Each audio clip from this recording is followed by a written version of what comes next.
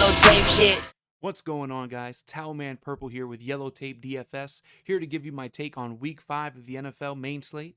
We're going to dive right in, going straight to our Vegas odds.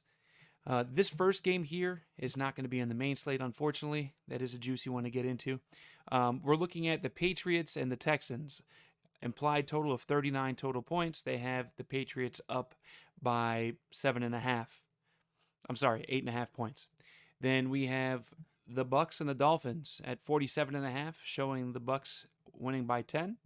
Then you see the Eagles and the Panthers at 46, showing the Panthers by 3. The Titans and the Jaguars at 49, showing the Titans by 4.5. The Broncos and the Steelers at 39, showing the Broncos by 1. The Lions and the Vikings at 49.5, showing the Vikings at a 10.5 point favorite. Then you have Green Bay and Cincinnati at 51, showing Green Bay up by 2. The Saints against the football team, showing the Saints winning by 2. The Bears against the Raiders at 44.5, showing the Raiders up by 5.5. You have the Browns and the Chargers at 47, showing the Chargers up by 2.5. You have the Niners and the Cardinals currently moving down in points to 48.5, showing the Cardinals up by 5.5. And then the last game on the slate is the Giants versus the Cowboys, currently at 52, showing the Cowboys winning by 7. All right, we're going to go over to the weather report, take a look at everything here. And it literally looks like it's going to be great. There's no weather conditions to worry about at this point in time. Always just check it out just to be safe. Then we do have our matchup coverage for corners and receivers. And we're just going to go in straight to quarterbacks and start talking about who we like. So Kyler Murray, definitely like this guy. He is priced up, rightfully so, going against San Francisco, who is potentially down Kittle, definitely down Jimmy G, so Trey Lance will be in. This is going to be an interesting game. I do like Arizona's defense, but I also see Kyler Murray trying to continue to ball out as the only undefeated team remaining in the NFL. Tom Brady, I don't mind having a couple of stacks with this guy. He's got a high-powered offense. They are going against the Dolphins. Stacking games is always being contrarian. Aaron Rodgers, the same thing. I do like Aaron Jones. We'll get to that, but I do like pairing him with some of the guys we have today. Jalen Hurts is still priced at right in that same area from 68, 69. Now he's 7,000, and he's continuing week after week to show huge fantasy point production. He's definitely in play for me there. Dak Prescott, Herbert, Sam Darnold, all three of those guys are in play for me. As far as the way the Vegas showed the game scored for Minnesota against Detroit, we can go back and take a look at that. It shows 49.5 points with them by 10.5 point favors, which makes Cousins a pretty sneaky play. Beyond that, we're going to go further down. Joe Burrow going against Green Bay. Mixon is possible to play. Not probable and not doubtful. He's questionable, but it's possible according to the last report that I read. I do like Daniel Jones in this game. I know the Cowboys' defense is different. No, it's decent. But I also really like Daniel Jones in this game because the Cowboys, they just tend to give up a lot of points against quarterbacks in general. Heineke is also a sneaky play. Same thing goes with Lawrence. And then when you get further down, I may have some consideration for this guy, Jacoby Brissett, at 52. Then moving along to running backs. Derrick Henry at the top of the list, 9K. He's expensive, but he's going against Jacksonville, so he definitely deserves to be expensive. A.J. Brown is back. Julio is out.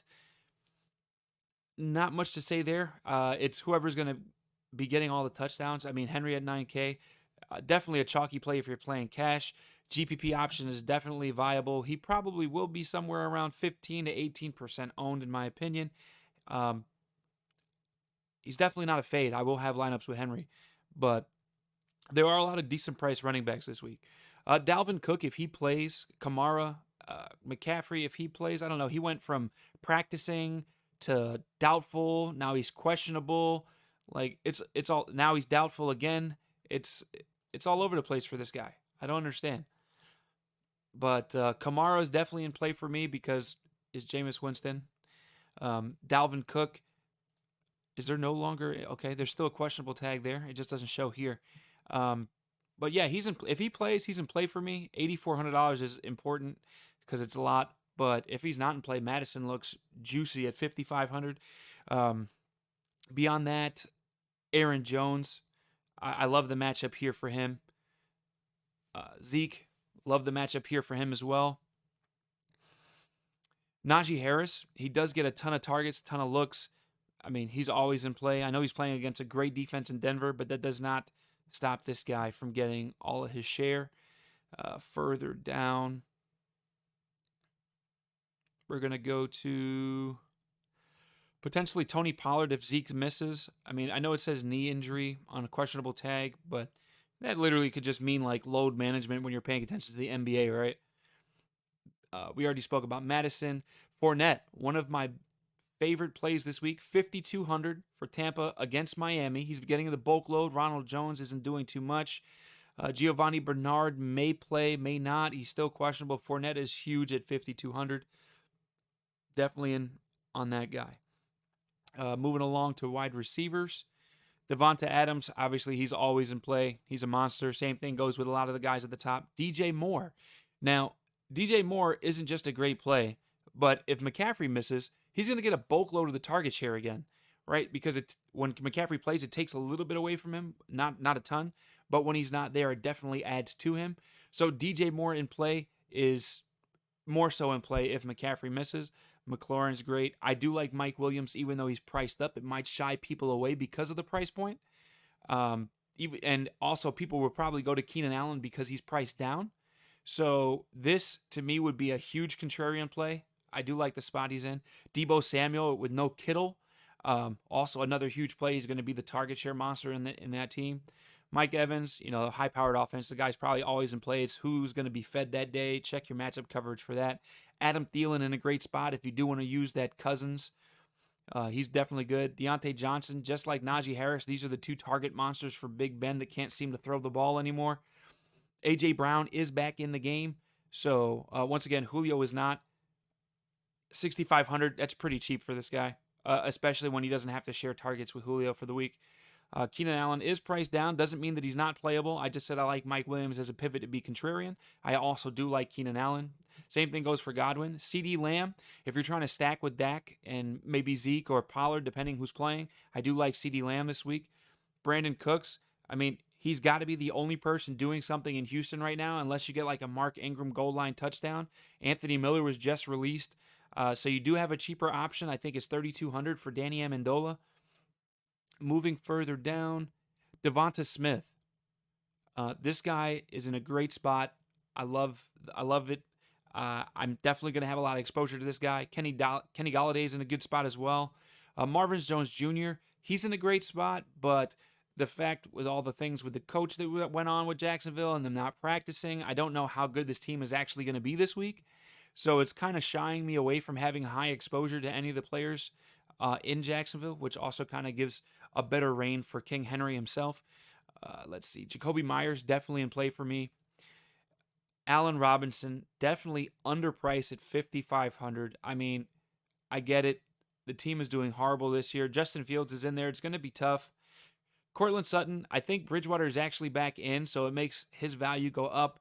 Devontae Parker had a questionable tag. I don't know if he's playing. He's still questionable. Hamstring issue and a shoulder issue. That's tough. Tyler Boyd, it was grading out really good at the beginning of the week. But after seeing that Higgins is potentially back in and shifting the coverage around on Green Bay, this guy is going to be getting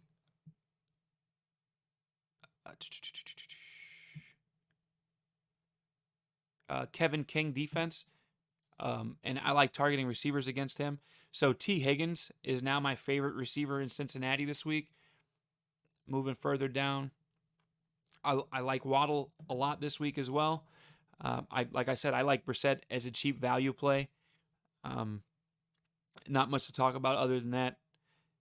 Brandon Ayuk, if he happens to get out of trouble in the locker room with the coaches, 4,500 is super cheap for this acrobatic receiver. This guy can do it all. He's going to have a breakout week at some time, but 4,500 is definitely underpriced. Quentin Cephas, all right. I happen to really, really like this guy's placement. So as we're talking, I'm going to continue building the core four. But Cephas is definitely my core receiver for you guys today. All the guys I'm giving you today are extreme value. We're going to move after Cephas. Let me go back down there. Cephas was 43. After Cephas, I do like Jalen Reagor as well. Randall Cobb is also in a good spot. I know he balled out last week, so people could chase, but he's actually in a good spot, so chasing isn't bad. I do like Chester Rodgers as well, 3,900. He is in an immaculate spot. It's just, will he have a target share that he had last game? If he does, he's in a great spot for that. Further down, there is some talk for Sanu for me. I might throw him in a lineup or two. We did mention Danny Amendola, and then beyond that, you have the 3K. N'Keal Harry and Curtis Samuel still at 3K. I don't know what that's about, but definitely I'm going to have exposure to a 3K Curtis Samuel. Moving along to the tight end position. Darren Waller in play for me. Kittle is probably missing. I do like Hawkinson. Gronk is probably not going to play. Goddard, not so much for me, but he is in play. Fant is fine. I don't mind him. Thomas is still injured. My guy is going to be Gesicki for the second week in a row. I do like Gesicki. I like the matchup he's in. So if you like Waddle and you like Brissett, you can game stack that way, something along those lines. Let's go back to tight ends. Jared Cook is fine for that price. Zach Ertz has been getting a little bit more target share. 3,400 is not bad. Evan Ingram, Stonehands, 3,200. I mean, there's an okay look there. I do like Dan Arnold at 2,900. The same thing would go for Dwelly for 2,700 if Kittle misses, which is potentially what's going to happen. And then Ricky Seals-Jones is down at 2,500. Definitely going to be the starter there. Something you can look at as a punt. And then I never talk about defense. But this week, I am putting a defense in the core plays for you. Okay, Cleveland has the majority of their team is injured. Okay, if you look at their injury report, you can pull it up and look it up yourself. The same thing goes for the undesignated injury that I have read pertaining to the quarterback, Mr. Mayfield. He's dealing with a shoulder injury. He's babying his arm. Why do you think he couldn't make contact with Odell in the last game for 2 wide open touchdowns? I mean, Odell was pissed. I know you saw the game. So these are the core 4 plays for me. Welcome, welcome, welcome. If you're new to the channel, if you don't know already, hit the like button, ring the bell notification, subscribe to the channel, stay up to date on all the content that we do have coming out. I would love for you guys to also follow me on Twitter at TowelmanPurple. You will get one of my lineups that I do play in either a GPP or cash line game 1 hour before lock. That is only posted on Twitter. Once again, hopefully this is enough information to get you guys in the green. I love all of the support that you guys bring to me each week. Let's make this money, guys. If you have any questions or concerns, please feel free to drop them in the video. I will respond to them. But until we meet again, let's get this money. Purple, yes sir. Who got that? Purple.